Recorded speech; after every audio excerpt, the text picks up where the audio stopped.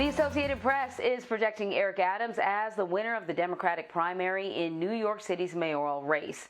The city's Board of Elections released updated results last night, showing Adams with a 1-point lead over his closest rival, Kathryn Garcia. The Brooklyn Borough president and former NYC Police Department captain has maintained an edge over competitors since jumping into the lead on primary night. So Adam Brewster has been following the race and is here to discuss it with us. So Adam, even though the Associated Press is projecting Adams as the winner of the Democratic primary, counting for the ranked voting choice is not done yet. Adams has just a 1-point lead. It's very slim over Garcia. Is this typical of ranked choice voting? And what does that say about his support going forward? Meaning, is it typical to have such a close race when we're talking about ranked choice?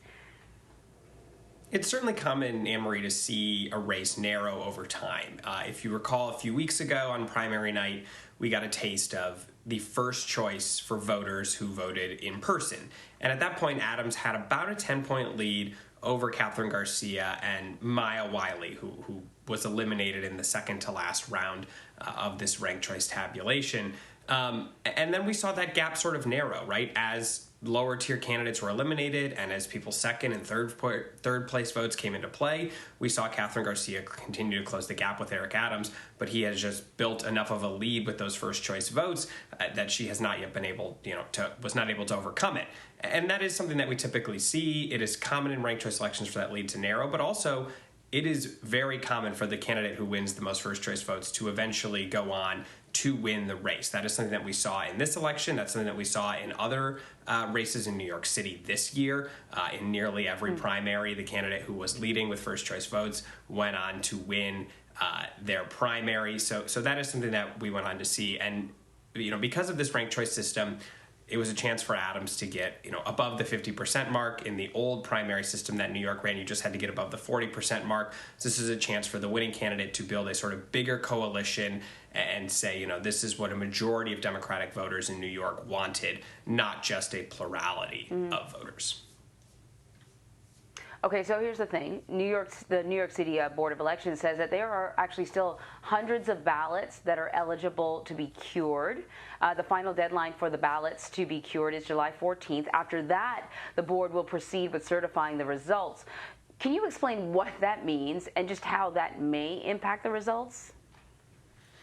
So curing a ballot is a chance for a voter if there's something like a signature issue or a question where they can fix that sort of technical issue to make sure that their vote counts. Now, the gap between Adams and Garcia in that final round of tabulation is about 8,400 votes. If you go back one round when it was still Maya Wiley and Kathryn Garcia and Eric Adams, the gap between Garcia and Wiley was about 12,000 votes. So these are not, the universe of curable ballots does not appear to be enough, to overcome anything, and that's why the Associated Press is projecting Adams will go on to win this race. It's still just part of the process that goes through to make sure that everyone who cast a ballot has a chance to make their vote count. Okay, that makes sense. What has the response been like from Kathryn Garcia and Maya Wiley following AP's projection? Well, we haven't heard them necessarily concede yet. Garcia's spokesperson put out a statement saying, they were looking at how many ballots were still out there, absentee ballots left to be counted. She's expected to make a statement later this morning when her spokeswoman said, she is going to get behind whomever the Democratic nominee is. That is something we've heard from Garcia sort of throughout this counting process. We will all back the nominee. We will all, rally behind and ensure that a Democrat wins in November. That is something that, she has wanted to make clear throughout this. Wiley's statement sort of criticized the Board of Elections. It was just a week ago that the board accidentally included tens of thousands of test ballots in their first, sample of ranked choice voting tabulations that they put out and had to pull them back because of that error and re-release them the next day with the corrected results. And Wiley said, look, this showed that the Board of Elections is broken. It is something that we need to reform. It is long past time to reform it. Let's use this as a time to get around and reform it. So that is sort of what her message was focused on last night.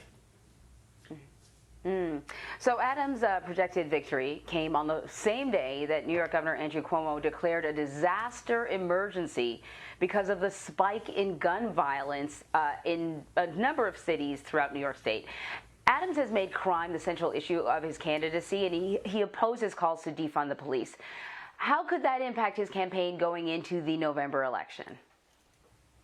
Well, he was sort of the first major Democratic candidate to bring crime to the forefront of the campaign. Of course, he's a former New York Police Department captain. He is somebody who has experience as within the police department of speaking out against policies that he disagreed with, like stop and frisk. He was someone who was cited in a judge's opinion that said New York Police Department was using that unconstitutionally back in the Bloomberg era. And so he is somebody who brought this issue to the forefront. We've seen a spike in gun violence, a spike in shootings, a spike in murders this year compared to last year. And Adams was talking about that. We saw this race sort of start, during the pandemic.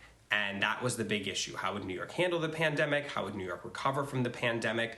But as it became clear that more people were getting vaccines, more businesses were able to open, restrictions were loosening, the issue of crime really started to take center stage. It was something that Adams really talked about and emphasized and said, I am somebody who knows how to fix this problem right now, but I'm also somebody who knows that we have to get to the root causes and address some of those so that we do not continue to see these spikes of violence and that we can solve these issues so this is not a recurring problem. So it was not about necessarily, bringing some, tough on crime approach at this moment, but saying we can solve this right now and we can put the solutions in place to address the root causes of crime going forward.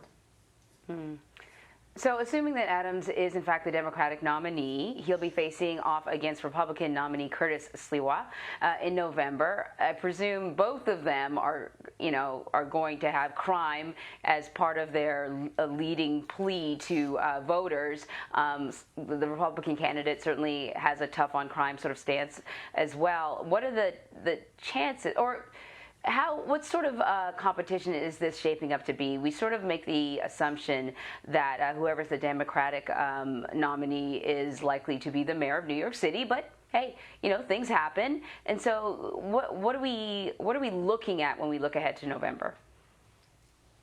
Right, well, that's why they play the game, because you never know quite what will happen. That being said, Adams will go in as the heavy favorite. New York is a heavily Democratic liberal city. Registered Democrats outnumbered registered Republicans about 7-1 as of February within New York City. And they bring, sorts of similar messages. It will certainly be hard for Sliwa to attack Adams, saying he's someone who's going to be soft on crime. He's not someone who's going to address this issue. But I want to be clear, there are other issues that New Yorkers are focused on besides just this increase in violence we've seen over the past couple of years. Also, affordable housing, education, economic inequalities, these were also central issues within the Democratic primary. And so this is something that you can probably expect, the Adams campaign to continue to talk about some of those other issues that will resonate with voters besides just this issue of crime. It will certainly be an uphill battle for Sliwa. We don't necessarily know what will come out. There's a lot of time between, today and November. But, certainly Adams will go in as the heavy favorite, just given the political landscape here in New York. So, by the way, just to sort of timing things up a little bit more, Adams, Garcia, and Wiley, they all filed lawsuits last week seeking the right to review the ranked choice tally. I don't know, maybe if Adams wins, he might just pull out of that lawsuit. But what more can you tell us about that?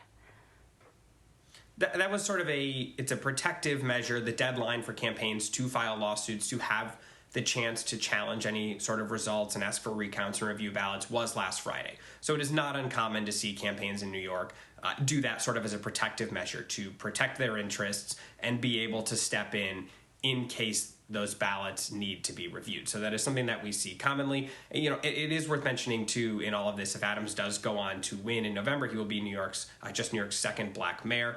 That is certainly a historic aspect of this campaign.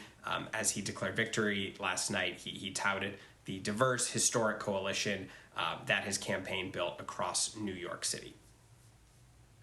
Yeah, good point to recognize. Adam, thank you so much. Thanks, Anne-Marie. You can continue to follow this story on CBSN New York. Just download the free CBS News app or head on over to cbsnews.com/live. There you can find all of our CBSN local streams.